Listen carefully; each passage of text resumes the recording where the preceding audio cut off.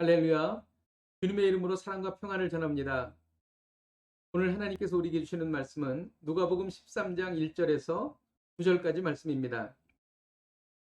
그때 마침 두어 사람이 와서 빌라도가 어떤 갈릴리 사람들의 피를 그들의 제물에 섞은 일로 예수께 아뢰니 대답하여 이르시되 너희는 이 갈릴리 사람들이 이같이 해받음으로 다른 모든 갈릴리 사람보다 죄가 더 있는 줄 아느냐. 너희에게 이르노니 아니라 너희도 만일 회개하지 아니하면 다 이와 같이 망하리라. 또 실로암에서 망대가 무너져 치어 죽은 18사람이 예루살렘에 거한 다른 모든 사람보다 죄가 더 있는 줄 아느냐. 너희에게 이르노니 아니라 너희도 만일 회개하지 아니하면 다 이와 같이 망하리라.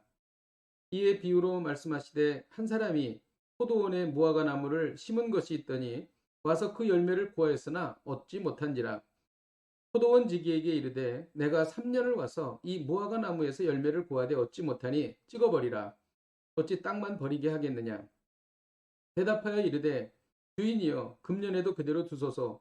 내가 두릅하고 거름을 줄이니 이후에 만일 열매가 열면 좋거니와 그렇지 않으면 찍어버리소서 하였다 하시니라. 아멘. 예수님은 이 땅에 종말과 심판이 올 것이라고 여러 차례 말씀하셨습니다.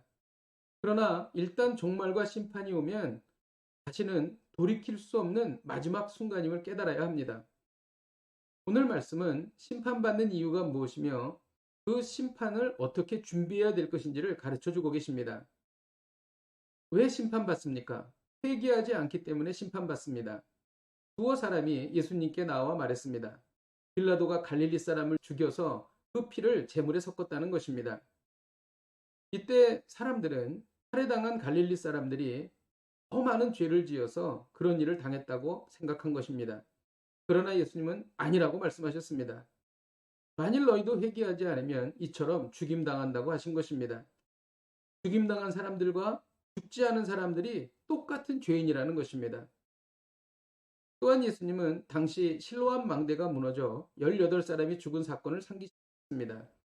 이들도 다른 사람들보다 특별히 죄가 많아서가 아니라 회개하지 않으면 너희들도 다 이같이 망한다고 말씀하신 것입니다. 우리도 살면서 끔찍한 사고를 당하는 것을 경험합니다.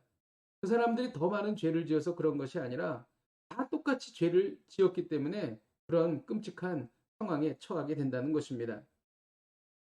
또 누가 심판을 받습니까? 열매를 맺지 못하면 심판을 받습니다. 6절에 보면 한 사람이 포도원에 무화과 나무를 심은 것이 있더니 와서 그 열매를 구하였으나 얻지 못했다고 말합니다. 포도원 지기에게 내가 3년을 와서 이 무화과 나무에서 열매를 구했는데 얻지 못하였다. 이렇게 말한 것입니다.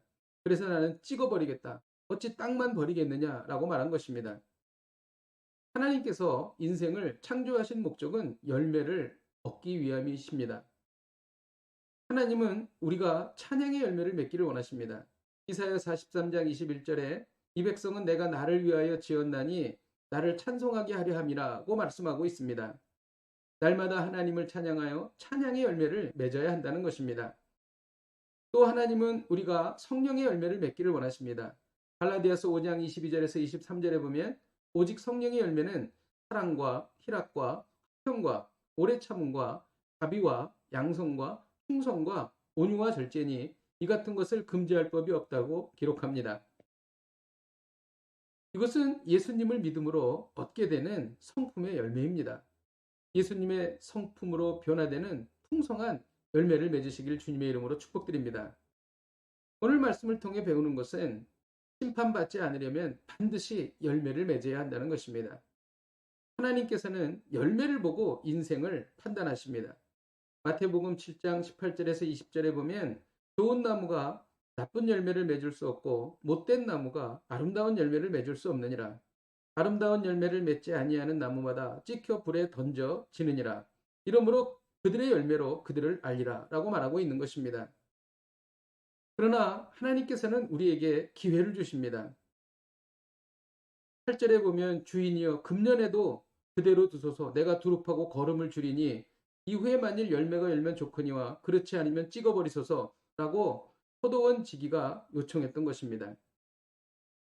1년이라고 하는 기간을 더 허락하는 것입니다. 이것은 예수님이 재림하시기 전까지 인류에게 회개할 기회, 열매를 맺을 기회를 허락하시는 것입니다. 살아있는 지금 이 시간이 기회인 것입니다. 이 시간이 지나면 아무리 열매를 맺으려고 해도 맺을 수가 없는 것입니다. 기도하겠습니다. 하나님 아버지, 우리가 종말과 심판을 잘 준비하기를 원합니다. 이를 위하여 열매 맺기를 원합니다. 찬양의 열매를 맺게 하여 주옵소서. 전도의 열매를 맺게 하여 주시옵소서. 성령의 열매를 맺게 하여 주시옵소서.